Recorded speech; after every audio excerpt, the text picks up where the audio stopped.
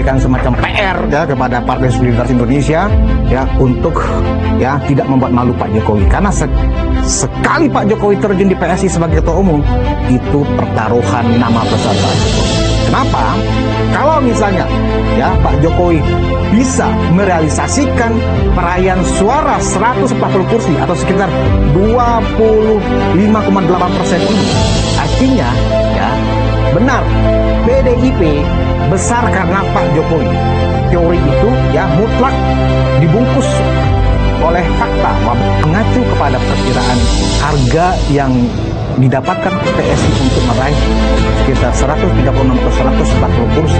Saya pikir angka 3-5 triliun ya itu akan dihabiskan oleh PSI untuk meraih angka segitu. Apakah harus angka sebesar itu? Ya, bagi yang pernah terjun di partai politik, ya, yang pernah terjun sebagai apakah tim sukses, apalagi sebagai calon legislatif, kali bersama saya Budi Ma'ruf Piliang, anak Sulung Mulyono. Daripada saya dihujat ya, padahal saya kan antara saya memakai anak Sulung Mulyono atau tidak kan tetap saya anak Sulung Mulyono, karena akun TikTok saya adalah anak Sulung Mulyono. Assalamualaikum warahmatullahi wabarakatuh, salam sejahtera buat kita semua. Hari ini Monolog Ruang Konsensus akan mengulas tentang hasil survei ya beberapa lembaga, minimal 2 ya, dan tapi 2 lembaga ini kredibel ya, terdaftar sebagai anggota Persepi ya kan, di mana lembaga survei itu punya asosiasi dan ini bisa dipertanggungjawabkan hasilnya ya dari SMRC dan indikator. Nah, yang akan menarik adalah hasil survei yang dikeluarkan oleh indikator politik, walaupun diaku oleh yang punyanya saya belum rilis loh, tapi udah bocor rilisnya. Persoalannya adalah data yang dikeluarkan oleh indikator politik itu sudah dibahas di banyak podcast dan juga dibahas oleh sejumlah praktisi politik dan pengamat politik lainnya, dan itu datanya masuk akal. Baik. Nah, kalau kita lihat perkembangan PSI saat ini memang geliatnya luar biasa ya. Jadi Jokowi efek memang cukup terasa ya. Kalau kita lihat geliatnya itu setelah safari politik di Lampung, kemudian dilanjutkan dengan safari politik Pak Jokowi di NTT Kupang, itu memang melihatkan Jokowi efek yang bisa jadi karena itu kemudian hasil survei di 2 lembaga ini melihatkan ada tanda-tanda kehidupan ya di PSI. Nah, terakhir yang paling menarik itu PSI itu nilai elektabilitasnya menurut indikator politik naik ya, melewati ambang batas parliamentary threshold 4%. Jadi hasil keterpilihan PSI sebagai partai itu sudah di angka 4,1%. Nah, persoalannya adalah kenapa sih semua orang sibuk membicarakan pemilu padahal kan pemilu atau pemilihan legislatif atau pilpres itu ya masih lama, 2029. Nah, ini juga perlu saya luruskan bahwa bagi peserta pemilu atau bagi partai politik, pemilu itu sudah dekat. Ya, artinya ini masa-masa bekerja bagi partai politik manapun, partai politik apapun. Apakah dia partai politik yang sekarang sudah memiliki perwakilan di parlemen ya, atau partai politik yang non parlemen ya, karena Agustus ini itu sudah ada ya kedatangan anggota KPU RI untuk melakukan verifikasi administrasi ke seluruh partai peserta pemilu. Jadi seluruh partai itu kemudian akan didata ulang ya oleh KPU RI, baik secara administrasinya maupun dilakukan administrasi faktual. Nah, kalau kita lihat kalender KPU itu pendaftaran caleg dan pilpres itu ya, itu batas waktunya ya sudah ada batas waktunya. Jadi dari sekarang selain mempersiapkan kelengkapan organisasi hingga ke desa dan kelurahan ya, khususnya partai-partai baru atau partai yang belum beruntung masuk ke Senayan, mau nggak mau mereka harus merapikan mesin partainya sampai ke desa dan kelurahan, termasuk PSI. Nah, PSI merupakan salah satu partai yang diuntungkan karena ada Pak Jokowi di sana. Entah sebagai apa saya juga belum terkonfirmasi ya kan. Penonton Ruang Konsensus tentu paham bahwa sikap saya terhadap PSI ini adalah saya akan mendukung PSI ya, manakala memang Pak Jokowi secara ofisial ya, secara resmi ada di PSI sebagai ketua umum ya, sebagai ketua umum PSI. Nah, itu baru artinya apa? kalau misalnya PSI itu ketua umumnya Pak Jokowi, manakala misalnya ada pertemuan partai-partai politik, minimal keberadaan, dignity, harga diri PSI itu ya sejajar dengan Demokrat, PDIP, apalagi Golkar. Ya kan, karena apa? Ketua-ketua umum partainya itu benar-benar tokoh nasional. Coba bayangkan kalau ketua umumnya itu ya Kaisang bersanding dengan Bu Mega, bersanding dengan Pak SBY, istilahnya jomplang. Ya, kita bicara fakta aja. Ya, karena persepsi publik melihat di situ ada yang tidak wajar, ada yang jomplang. Ya. Nah, kalau ketua umumnya itu berjajar, Pak Jokowi sebagai ketua umum kemudian di Demokrat itu misalnya ada yang paling menentukan di Demokrat itu bukan ketua umum, tapi adalah ketua majelis tingginya, yaitu Pak SBY. Karena ketua majelis tinggi di Partai Demokrat itulah yang memutuskan dan menentukan siapa capresnya, siapa cawapresnya, siapa cagup, siapa cawagup, dan seterusnya di Partai Demokrat.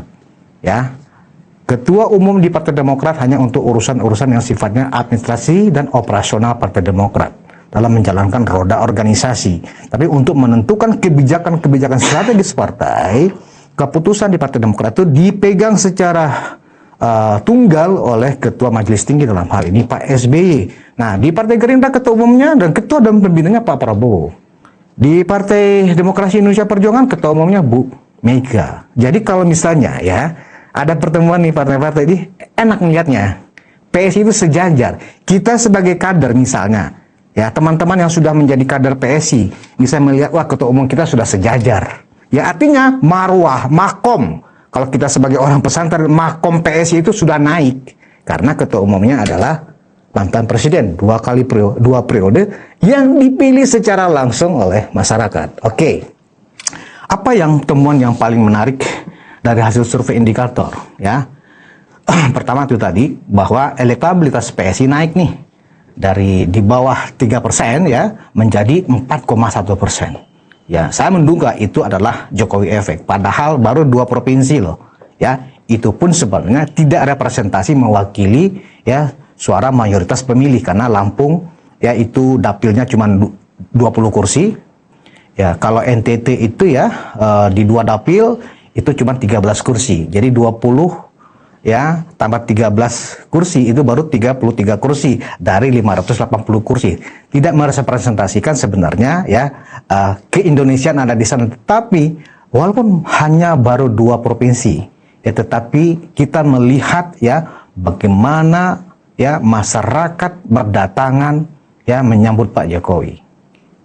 Apakah ya kita pernah melihat tokoh partai ya, apakah itu partai lama atau partai baru, yang penyambutan masyarakat seperti itu, terlepas apakah itu alamiah atau tidak alamiah, terlepas dari itu diorganisir atau tidak, ya itu kita kesampingkan. Tetapi ketika orang datang dengan massa yang seperti itu, saya pikir itu sesuatu, there is something gitu loh, ya. Nah, apalagi kalau kemudian misalnya Pak Jokowi datang nih, rencana setelah dari Kupang ke Banten, habis dari ke Banten mungkin ke Sulawesi Selatan, dari Sulawesi Selatan mungkin ke Sulawesi Utara, dari Sulawesi Utara mungkin ke Sumatera Utara, dan seterusnya. Nah, kalau dalam beberapa perjalanan ke depan, Jokowi efek itu makin meningkat, ya tentu sulit untuk dibantah bahwa ya keterpilihan Partai Solidaritas Indonesia yang notabene ya ada perubahan, ketua umumnya adalah Pak Jokowi, itu memang bisa mencapai angka yang ya kalau boleh dibilang bisa 2 digit. Artinya 2 digit itu bisa di atas 10%. Ya. Nah, berapa sih kalau misalnya kursi yang harus didapatkan PSI untuk lolos Senayan? Berdasarkan asumsi yang sekarang 4% sebagai batas ambang batas parlemen ya, itu 4% lebih kurang sekitar 24 atau 25 kursi. Kalau misalnya PSI mendapatkan jatah kursi Senayannya berdasarkan hasil pemilihan legislatifnya di 88 dapil seluruh Indonesia itu bisa menghasilkan angka 25 kursi masuk Senayan, otomatis PSI bisa lolos Senayan. Tetapi kalau hanya 24 ya, PSI mungkin tidak terlalu kuat suaranya di parlemen. Nah, jadi ada pertanyaan yang disampaikan oleh indikator politik itu, Kalau pemilu legislatif diadakan sekarang, apakah Anda akan memilih partai yang ada Pak Jokowinya di sana sebagai ketua umumnya atau sebagai dewan pembinanya, ya kan? Jawabannya ya 23,8% dari populasi surveinya. Nah, 23,8 itu kalau kita ekivalenkan dengan ya jumlah kursi, ya itu bisa mencapai angka 136 kursi. Luar biasa. Walaupun indikator membuat sebuah kesimpulan bahwa 56, sekian persen ya partai yang didukung Jokowi ya hanya tidak didukung itu nilainya 56,8%, tetapi yang akan mendukung itu 23,8%. Bayangkan 23,8%. Kalau dikuantifikasi menjadi suara, itu bisa menghasilkan sekitar 100-an juta suara. Kalau kita kuantifikasikan nilai dari ya 23,8% itu. Nah, jadi kalau kita lihat komposisi 5 besar ya, 5 besar partai yang ada di parlemen sekarang, yaitu PDIP, Golkar, Gerindra, Nasdem, dan PKS. Ya, dengan jumlah kursi PDIP itu 110 kursi, nomor 1, juara 2-nya Golkar, 102 kursi, juara 3-nya Gerindra. Ya, Gerindra 86 kursi, juara 4-nya adalah Nasdem. Nasdem itu 69 kursi dan PKB 68 kursi. Inilah 5 besar ya partai politik yang ada di Senayan sekarang, dan inilah partai yang benar-benar menyanggah pemerintahan Prabowo Gibran dengan asumsi 23,8%. Temuan ini luar biasa dan ini bisa berbahaya bagi perolehan kursi. Kalau 23,8% dari survei indikator itu kita masukkan kepada keterpilihan ya PSI atau caleg-caleg PSI di seluruh dapil di Indonesia, maka angkanya menjadi 136 kursi. Luar biasa. Dan PSI langsung menjadi partai nomor 1 ya terbesar kursinya di parlemen di Senayan. Ini nggak bisa dianggap remeh. Persoalan apakah ini real atau tidak real, apakah ini mimpi atau bukan, setidaknya ini adalah kita berhitung dengan hasil survei. Ya, hasil survei yang ada rumus statistiknya, ada rumus matematikanya. Nah, jadi komposisinya, manakala memang ini bisa didorong oleh kepengurusan PSI sekarang dengan benar-benar menghidupkan mesin politiknya dari sekarang sampai 2029, tidak menutup kemungkinan, ya, PSI dengan ketua umumnya Pak Jokowi bisa leading meraih kursi sebanyak 136 kursi di Senayan. Ya, jadi komposisi yang 5 partai besar tadi, jika skenario ini berjalan, ya, PSI akan menjadi partai nomor 1 dengan 136 kursi, dengan asumsi tidak ada perubahan di partai yang di bawahnya. Kemudian baru di bawahnya 110 kursi PDIP. Sorry, gajah memang harus melampaui banteng. Kalau skenario ini berjalan, ya. Jadi gajah 136 kursi, ya, PDIP atau banteng, ya, hanya 110 kursi, kemudian baru Golkar 102 kursi. Ya, kemudian berikutnya itu Gerindra 86 kursi, bahkan bisa turun Gerindra dengan situasi kepemimpinan Pak Prabowo yang dinilai kurang mensejahterakan masyarakat, bisa jadi, ya kan? Dan terakhir adalah Nasdem. PKB tergeser, nggak masuk lagi ya partai 5 besar. Artinya apa? Kehadiran Partai Solidaritas Indonesia jika konsisten dengan cara kerja yang dilakukan oleh Pak Jokowi hari ini, dengan bersafari, dengan benar-benar menyiapkan, mengkalkulasi seluruh aspek dari marketing politiknya, mesin-mesin politiknya, ya kan? Ini bakal membahayakan ya situasi politik, dalam arti ya membahayakan, maksudnya membahayakan bagi partai-partai saingan PSI yang sekarang ada di Senayan. Luar biasa.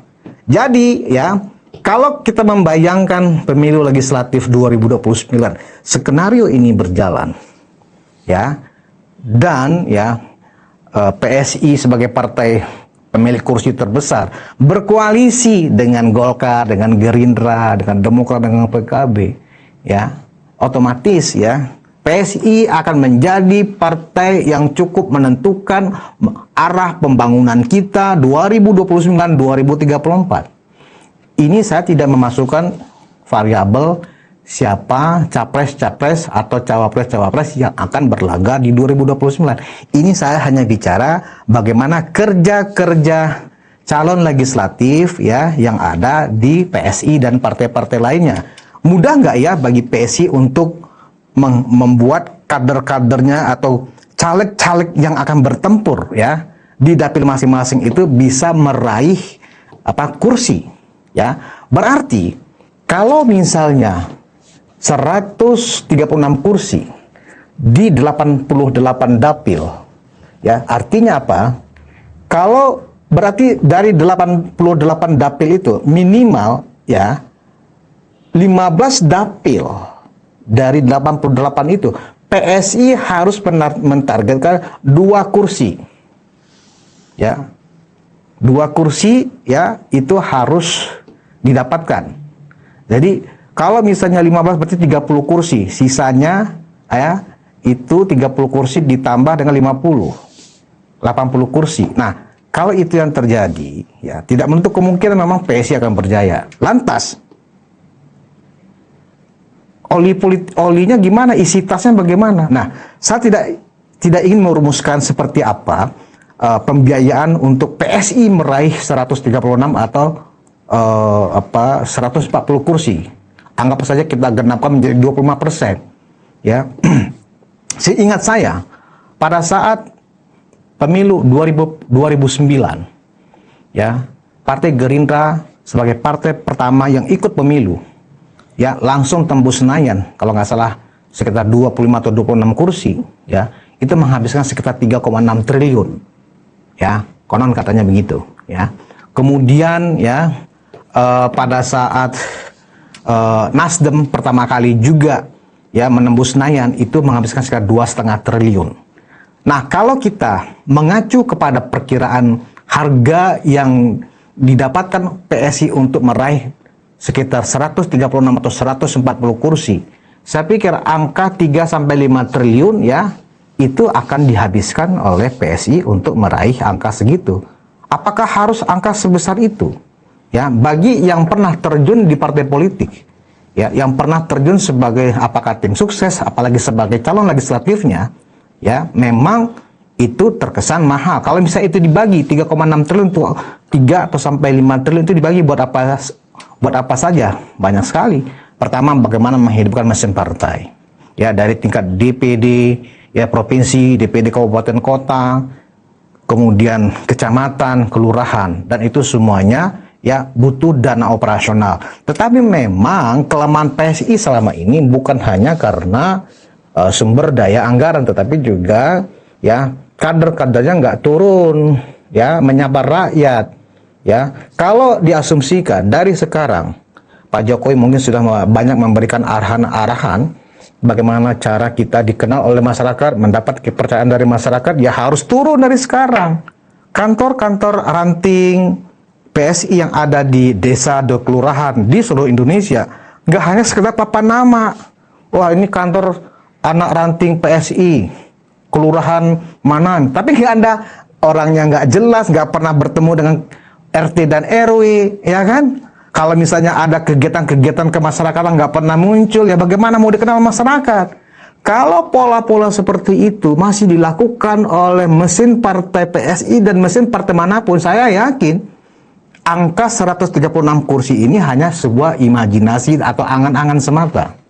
Tapi manakala dari DPD-nya, dari kabupaten kotanya aktif sampai tingkat kecamatan, sampai tingkat kelurahan, ya, setiap ada kegiatan di kelurahan, di desa, di RT, di RW, ya, apalagi misalnya ada musibah, entah itu kebakaran, banjir, ya kan.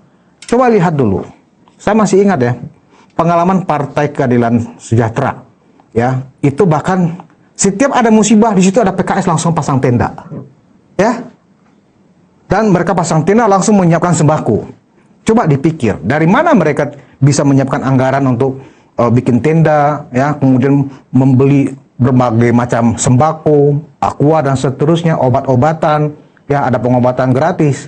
Itulah dana-dana operasional ya yang sudah dianggarkan. Kalau misalnya musibah banjir itu ada di banyak kecamatan, PKS tetap ikut semua. Nah, itu adalah salah satu contoh bagaimana ya sebuah partai politik itu peduli dengan denyut nadi dan dinamika yang ada di masyarakat. Apakah PSI mampu seperti itu? Walau alam bisawab. Yang kita lihat selama ini, ya ketika ada musibah dan seterusnya, kita tidak melihat ada tenda PSI di sana. Ya, ketika ada kegiatan-kegiatan sosial misalnya, kita tidak melihat ada keterlibatan kader-kader PSI di sana. Ya kan? Nah, inilah gunanya dengan kehadiran Pak Jokowi di situ, ya, seluruh mesin-mesin partai PSI ya bekerja keras, dekat dengan rakyat, menyapa rakyat, ada dukungan operasional dana dari partai, ya kan? Dan jika ini bisa dilakukan secara tulus, saya yakin masyarakat akan memberikan dukungannya kepada PSI. Apakah itu bisa terlaksana? Ya itu tergantung dari PSI sendiri. Apakah hanya mengandalkan ya serangan udara saja misalnya ya lewat podcast, misalnya lewat siaran televisi dengan iklan, apakah hanya sekedar itu aja atau berbarengan juga serangan udara, serangan darat. Serangan darat ya itu terjun ke masyarakat. Ya, tidak yang dimasukkan anggaran itu bukan berarti akan memberikan uang ke warga masyarakat, nggak seperti itu, tetapi bagaimana PSI punya sanggup membiayai kegiatan-kegiatan yang dibutuhkan oleh masyarakat, itu loh. Itu melihatkan kepedulian. Dengan demikian, caleg-caleg yang sudah ditetapkan dari sekarang itu juga punya ruang untuk mengenalkan diri, untuk dikenal oleh pemilih di dapilnya, di konstituennya. Namanya sudah terpajang dari sekarang. Misalnya kayak Mas Kaisang, kan sudah deklarasi tuh. Kaisang turun di Dapil 5 Jawa Tengah. Ya, kebetulan Solo, Surakarta itu ada di Dapil 5 Jawa Tengah. Ya, nah dari sekarang misalnya caleg-caleg DPR RI dari PSI nggak hanya Kaisang harus deklarasi juga semuanya di dapil-dapil unggulan. Di Sumatera Utara deklarasi siapa nih? Caleg PSI dari Sumatera Utara. Berapa orang yang diunggulkan misalnya. Begitu juga misalnya di DKI Jakarta, siapa caleg PSI di Jakarta yang diunggulkan harus deklarasi dari sekarang sehingga mereka bisa dikenal dari awal ya oleh pemilihnya di dapil masing-masing. Begitu juga di Jawa Barat siapa, di Jawa Tengah siapa, ya kan, di Jawa Timur siapa, dan seterusnya dan seterusnya. Inilah saya pikir ya cara-cara yang efektif, yang produktif, yang harus dilakukan oleh PSI. Nggak hanya sekedar ya mengandalkan menjual nama besar Pak Jokowi, nggak hanya itu. Ya, kalau hanya sekedar itu, ya orang paling hanya hormat kepada Pak Jokowi, respect kepada Pak Jokowi. Tapi ketika memilih di kotak suara, caleg PSI, aduh saya nggak kenal orang ini.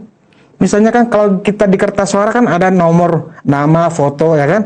Oh si Anu PSI, kita nggak kenal nih dia kerja apa di tempat kita, nggak kenal. Tapi walaupun Pak Jokowi itu adalah dikagumi oleh calon pemilih ini, tapi karena dia tidak kenal calegnya itu siapa, apa yang sudah dia kerjakan di kampung dia, nggak bakal dipilih. Nah, itu yang saya pikir kita harus bedakan antara orang respect kepada Pak Jokowi sebagai pemimpin ya dengan caleg ya sebagai orang yang akan mewakili suatu masyarakat di suatu daerah. Itu beda. Jangan disamakan.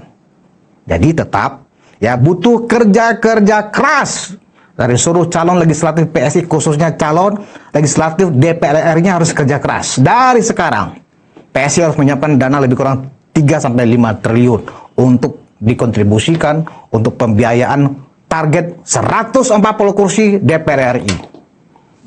Begitu aja saya memberikan semacam PR ya kepada Partai Solidaritas Indonesia ya untuk ya tidak membuat malu Pak Jokowi, karena sekali Pak Jokowi terjun di PSI sebagai ketua umum itu pertaruhan nama besar Pak Jokowi. Kenapa?